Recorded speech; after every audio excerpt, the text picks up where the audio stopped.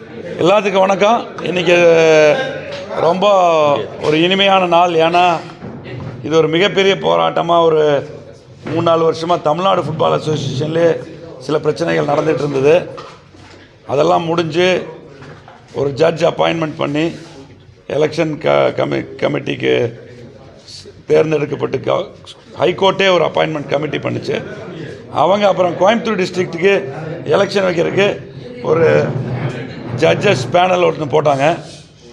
அந்த judges panel வழியாக election நடத்துறதுக்கும் சில ஸ்போர்ட்ஸை பற்றி நினைக்காம இதுக்கு சுயநலத்துக்காக ஒரு 3-4 பேர், நிறைய பேர் கிடையாது, 3-4 பேர் தடங்கல் பண்ணிகிட்டே இருந்தாங்க. திருப்பி ஹைகோர்ட் போனாங்க இதுக்கு எகெயின்ஸ்ட்டு. இங்கே லோக்கல் கோர்ட்டில் போனாங்க.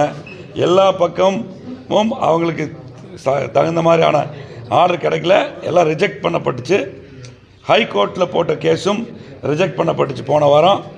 அதுக்கப்புறம்தான் நம்ம ஜட்ஜஸ் பேனல் இந்த எலெக்ஷன் நடத்திடுவோம் அப்படின்னு முடிவெடுத்து சட்டப்படி இன்றைக்கி ப்ராப்பராக எலெக்ஷன் நடந்துச்சு.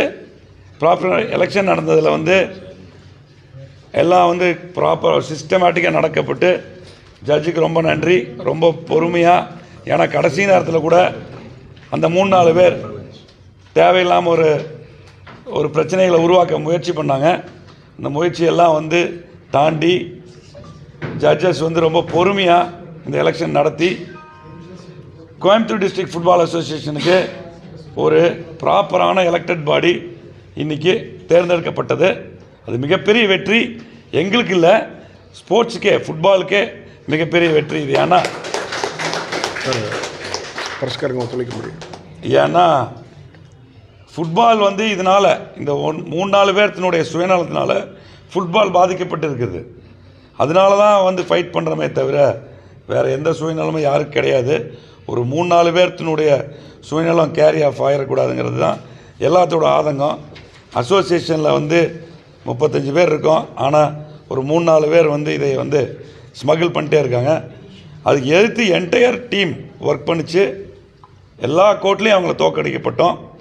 அதுக்கப்புறம் தான் எலெக்ஷன் ப்ராப்பராக நடக்கப்பட்டுச்சு. இன்றைக்கி முடிஞ்சுது. ஒரு நல்ல டீம், புது டீம். நான் டாக்டர் மதன்யா செந்தில், நான் பிரசிடெண்ட்டாக தேர்ந்தெடுக்கப்பட்டிருக்கிறேன். Plus secretary Anilkumar. ஒரு 20 ஓட்டு இவருக்கு விழுந்தது, 4 ஓட் எதிர்பார்ட்டிக்கும் விழுந்தது. ஸோ அமோகமாக இவர் வெற்றி பெற்றார். ப்ளஸ் இதுபோக ஒரு 4 வைஸ் பிரசிடெண்ட் அவங்க லிஸ்ட்டை கொடுக்குறோம். Plus executive committee members.